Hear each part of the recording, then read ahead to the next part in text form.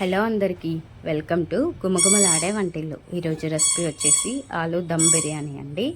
Chicken బిర్యానీతో ఈక్వల్గా పోటీ పడే ఈ ఆలూ దమ్ బిర్యానీ వెజిటేరియన్స్కి అయితే సూపర్గా ఉంటుంది. ఒకసారి ట్రై చేయండి.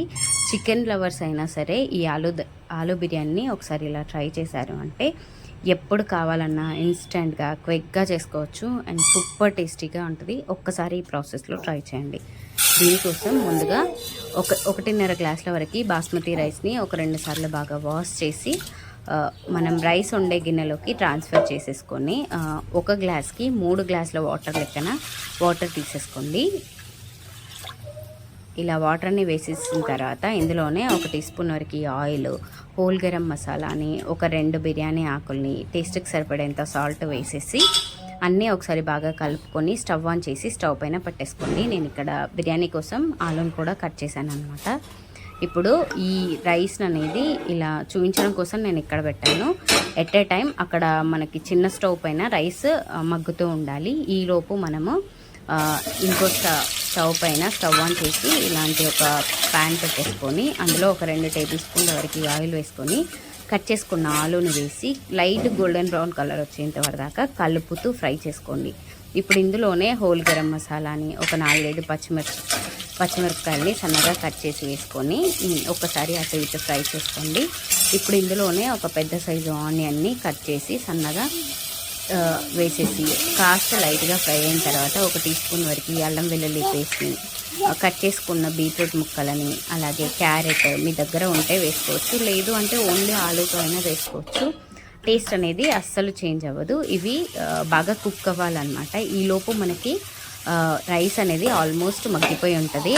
అంటే మనకి రైస్ వండుకునేటప్పుడు గంజంపుతాం కదా, అలా ఉండాలన్నమాట. వాటర్ని వంపి పక్కన పెట్టేసుకోండి. ఇప్పుడు ఇందులోనే కాస్తంత పసుపు కూడా వేసి ఒక మీడియం సైజు టమాటా ముక్కల్ని వేసి మెత్తగా అయ్యేలోపు ఆ టమాటా ముక్కలన్నీ మెత్తగా మగ్గే వరకు ఈలోపు మనము ఆలూలో ఉడికించి పెట్టుకున్న ఆలూలో 1 టీ స్పూన్ ఉప్పు, 1 టీ స్పూన్ కారము, 1 టీ స్పూన్ ధనియాల పొడి, హాఫ్ టీ స్పూన్ జీలకర్ర పొడి, పావు టీ స్పూన్ వరకు గరం మసాలాని, అలాగే ఎవరెస్ట్ చికెన్ మసాలా వేస్తున్నాను నేను ఇక్కడ. ఉంటే వేసుకోవచ్చు, లేదంటే లేదు. అవన్నీ వేసి ఒకసారి కలిపి 1 కప్పు వరకు పెరుగు కూడా వేసి ఒకసారి కలిపి పక్కన పెట్టేసుకోండి. ఈలోపు మనకి టమాటా అనేది మెత్తగా మగ్గిపోయి ఉంటుంది. ఇప్పుడు ఇందులోనే మనం కలిపి పెట్టుకున్న ఈ ఆలూని కూడా వేసేసుకోండి.